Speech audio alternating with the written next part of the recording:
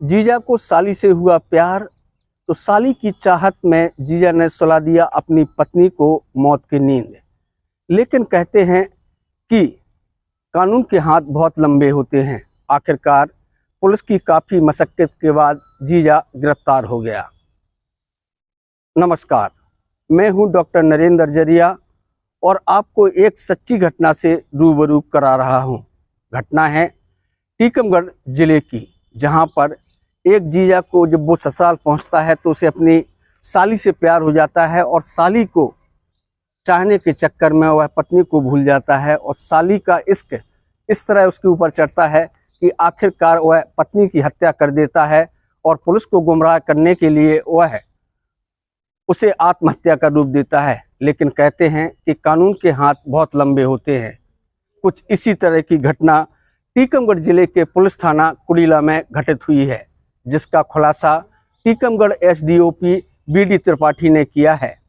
आपको बता दें कि टीकमगढ़ जिले के एसडीओपी बीडी त्रिपाठी विवेचना के मामले में मध्य प्रदेश में नंबर 1 अधिकारियों में गिने जाते हैं। इस मामले की विवेचना में उन्होंने पाया कि जो मृतका है मीना बानो, वह कुड़ीला के थाने के अंतर्गत आने वाले कमलपुरा गांव देरी में उसकी ससुराल थी और ससुराल में वह अपने पति के साथ खुशी जीवन व्यतीत कर रही थी।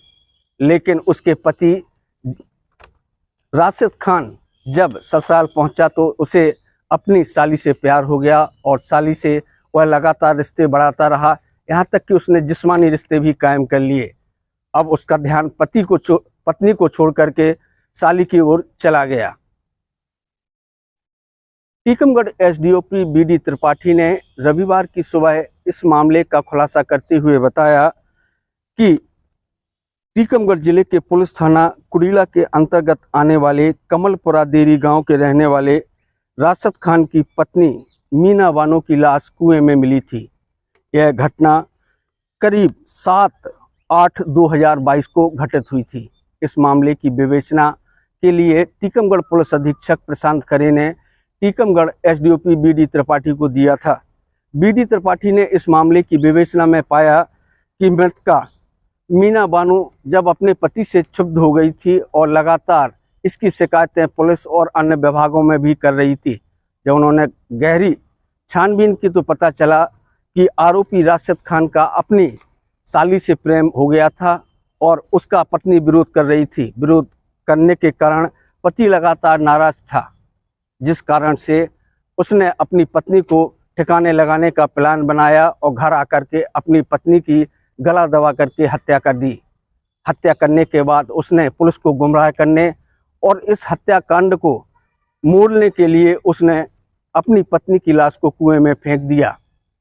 पोस्टमार्टम रिपोर्ट और एफएसएल रिपोर्ट मिलने के बाद पुलिस ने इस पूरे मामले का खुलासा किया और आरोपी राशिद खान को धारा 302 यानी कि हत्या करने के जुर्म में गिरफ्तार कर लिया।